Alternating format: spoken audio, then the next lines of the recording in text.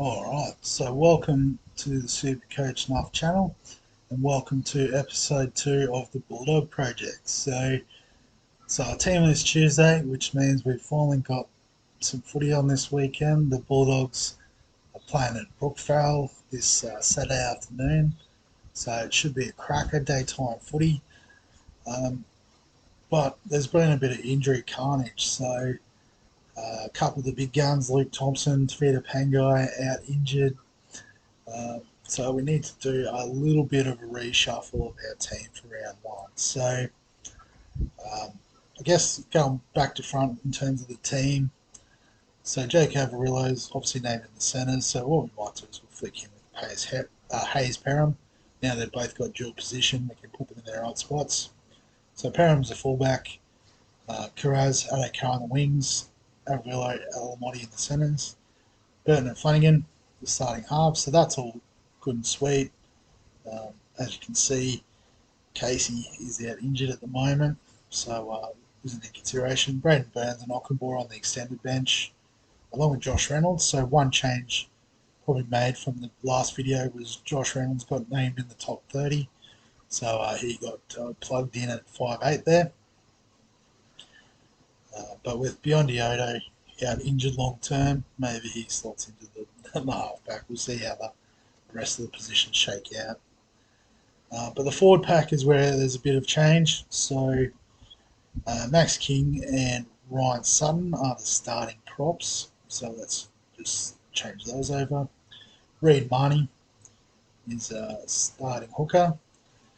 Viliami Kikau and Ray Fatal Mariner are the second rowers, and New Brown is actually the starting lock, but we can't bring him into the second row. So we're just going to have to put the reserve on him. Actually, let's reset those and get the reserve on New Brown.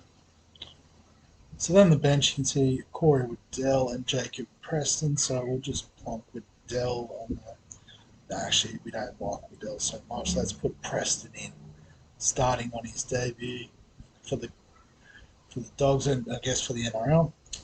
And Corey Waddell is obviously missing there. But then you can see we need all four reserves. So Frankie Pele and Jaden Tanner actually been named to start on the bench for the Dogs. So I guess we had Patolo there, thinking he'd be the one. So we might actually remove him to bring in the other guys. So Franklin Pele is there, and he'll obviously be reserve. And Jaden Tanner is not there. Maybe he's hiding in the second row. He is not. I guess, to be honest, when I did my SuperCoach team reveal and sort of first look at the team list, I didn't actually remember who Jaden Tanner was. So that was pretty embarrassing. And obviously, it has not been included in the game just yet. So what we might do just for the time being is leave Andrew Davey in.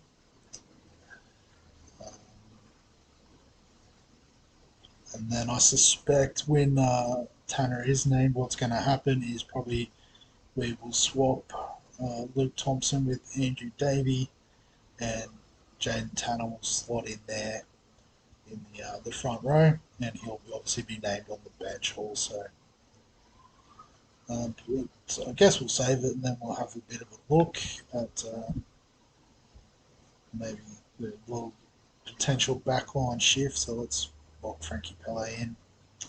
And we'll just put Andrew Davey there. I think he was named on the extended bench, so it's just a little placeholder for the time being.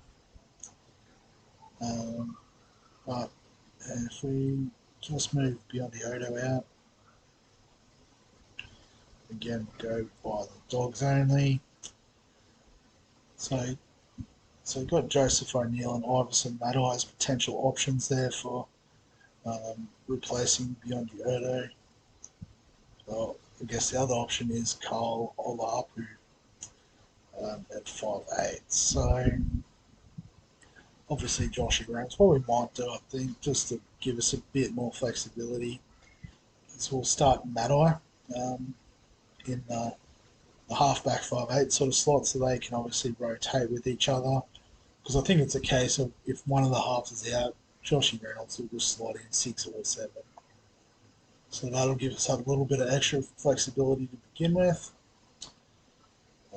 Centre wing, I don't think it's just Sam running, so I think Skelton has a bigger chance than he. And obviously, we don't need to put Jacob Rillo at fullback. He's the other option there.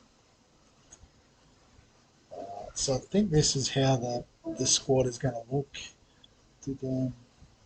I thought it was Ryan Clark, but Brandon Clark got added at the hooker spot there. But obviously, New Brown can deputise.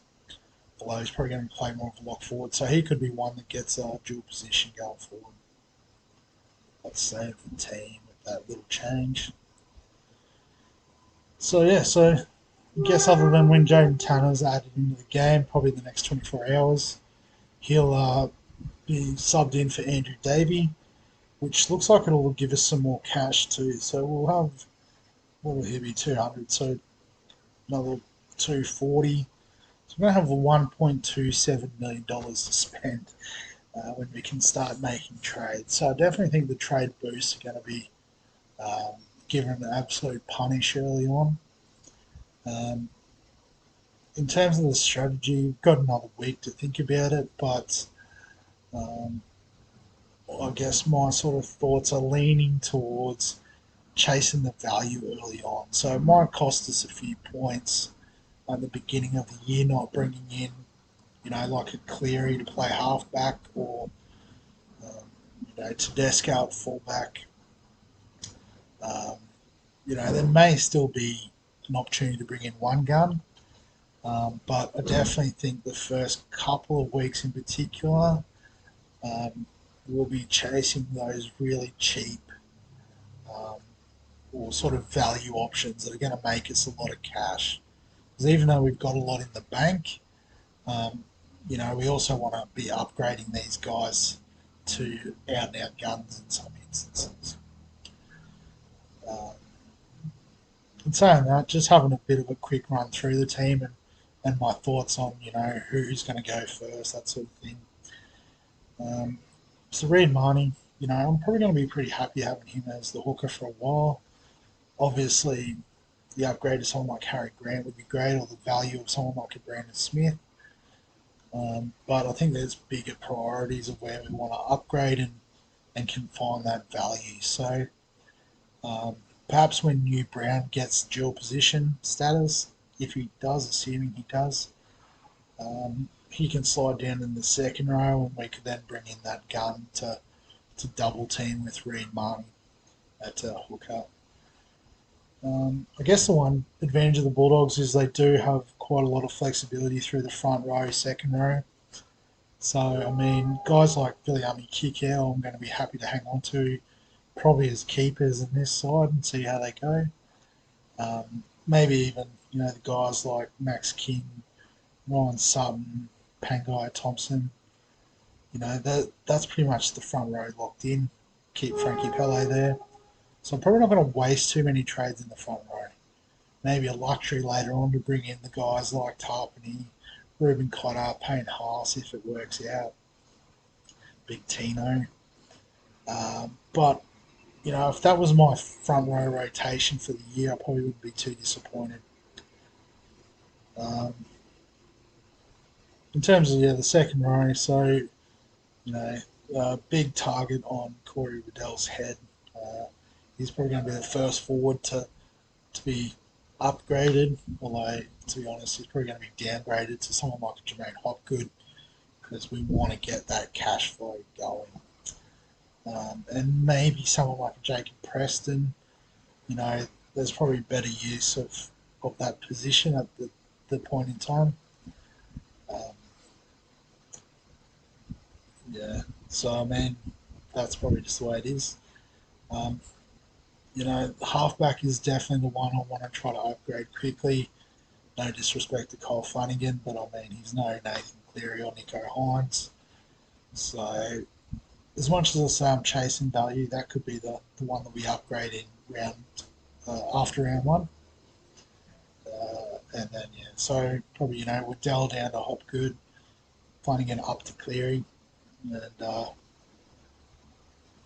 yeah, I guess the back line, you know, getting players like Adokar and Kiraz out that don't have much upside, or as much upside, I should say, or someone like Braden Burns who's just sitting there on the bench at 500k. Actually, yeah, so he'll probably go first.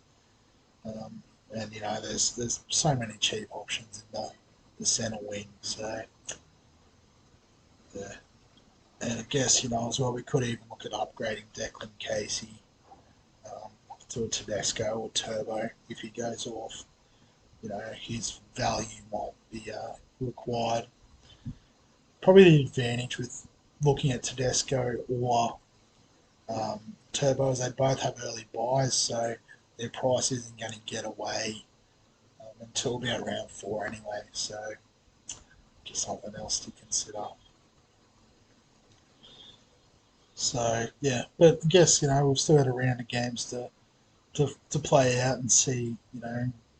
People could get injured and it could all go sideways. Um, so yeah, so that's just the initial thoughts on the squad. The forward pack's solid enough that most of them will probably hang around for the medium to long term. Definitely want to upgrade those key positions, halfback and um, fullback as quickly as possible. It might even be like someone like a Katoa comes in for Reynolds, so that he's still got that flexibility. It could be Matai, let's be honest, and have that flexibility that way. But I guess it is a relatively new concept. I did see someone on a Facebook group discussing having a team of current and past players from a club as the parameter. So that'll be interesting to see how that goes. Would be pretty interesting to see how the Bulldogs go. Although I guess a lot of their older guard have since retired. So excuse me, got the hiccups. Must be a sign to wrap up the video. So yeah, that's episode 2 wrapped up. I guess from now on it will be a weekly episodic thing where we look at the team, discuss some trade options and that sort of thing, and all things Bulldogs. So feel free to comment with your thoughts on the Bulldog Project or anything SuperCoach Knife related.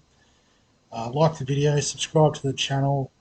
Again, thanks to those people who have been subscribing, commenting, liking the video. It's so stoked to see all that. So other than that, thank you very much, and I'll see you in the next one.